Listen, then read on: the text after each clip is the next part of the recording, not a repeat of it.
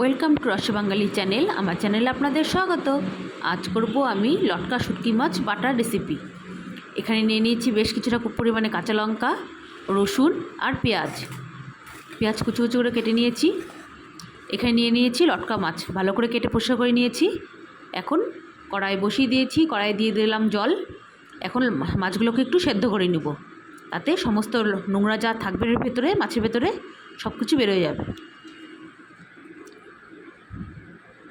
খুব ভালো করে ফুটে গেছে। এখন আমি জল থেকে তুলে নিচ্ছি, তুলে ভালো করে ধুয়ে নিচ্ছি আর কড়াইটা পরিষ্কার করে নিয়ে বসাচ্ছি আবারও।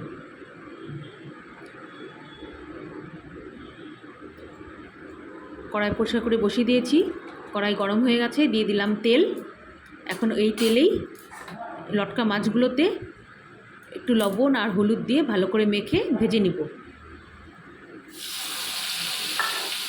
প্রথমে মাছগুলো বেশ লালচে করে ভেজে নিচ্ছি।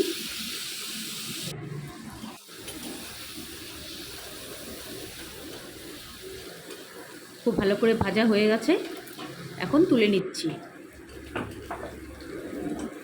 এই তেলেই বাকি রান্নাটা করে নিচ্ছি।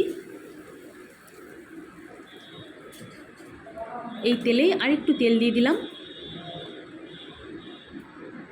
দিয়ে এখন দিয়ে দিচ্ছি কেটে রাখা পেঁয়াজ, রসুন আর লঙ্কা। এখন খুব ভালো করে প্রথমে 2-3 বার ঢাকা দিয়ে ভেজে নিব। ভালো করে নাড়াচাড়া করে মিশিয়ে নিলাম। এখন দিয়ে দিব আন্দাজ করে লবণ। আমি এখানে আধা চামচ লবণ দিলাম। এখন ভালো করে নাড়াচাড়া করে মিশিয়ে নিয়ে একটু ঢাকা দিয়ে দিব, তাতে খুব তাড়াতাড়ি সেদ্ধ হয়ে যাবে। পেঁয়াজটা নরম হয়ে আসবে, পেঁয়াজ রসুন নরম হয়ে আসবে। ঢাকা দিয়ে দিলাম। প্রায় 2 মিনিট পর ঢাকাটা আবার খুলছি। এই পর্যায়ে কিন্তু গ্যাসের ফ্লেমটা একদম লোতে রাখা আছে।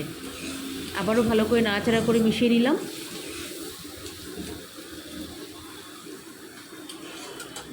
আবার একটু ঢাকা দিয়ে দিব।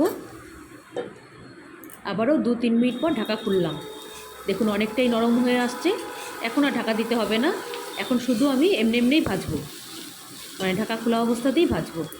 ভেজে ভেজে যখন অনেকটা লালচে হয়ে আসবে, দেখুন অনেকটাই লালচে হয়ে আসছে, ততক্ষণ অবধি ভেজে নিলাম।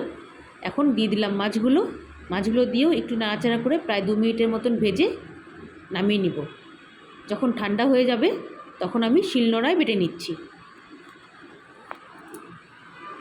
শিলনোড়ায় বেটে নিয়ে, এটা কিন্তু মিক্সিতে দেওয়া যাবে না, মিক্সিতে দিলে খুব বেশি টেস্ট লাগবে না, শিলনোড়ায় বাটলেই খুব বেশি ভালো টেস্ট হয়। আমি এখানে 2 রকম করেছি। এটা হচ্ছে লঙ্কা কম দিয়ে, আর এটা একটু লঙ্কা বেশি দিয়ে, মানে ঝাল কম দিয়ে আর বেশি দিয়ে, কারণ খুব বেশি ঝাল হলে আমার মেয়ে খেতে পারবে না। আর এটা একটু ঝাল বেশি দিয়ে আমাদের বড়দের জন্য। দুটোই খুব সুন্দরভাবে করা হয়ে গেল। খুব সহজ একটি রেসিপি করে দেখালাম। যদি ভালো লাগে প্লিজ লাইক, শেয়ার, কমেন্ট করবেন আর অবশ্যই সাবস্ক্রাইব করবেন।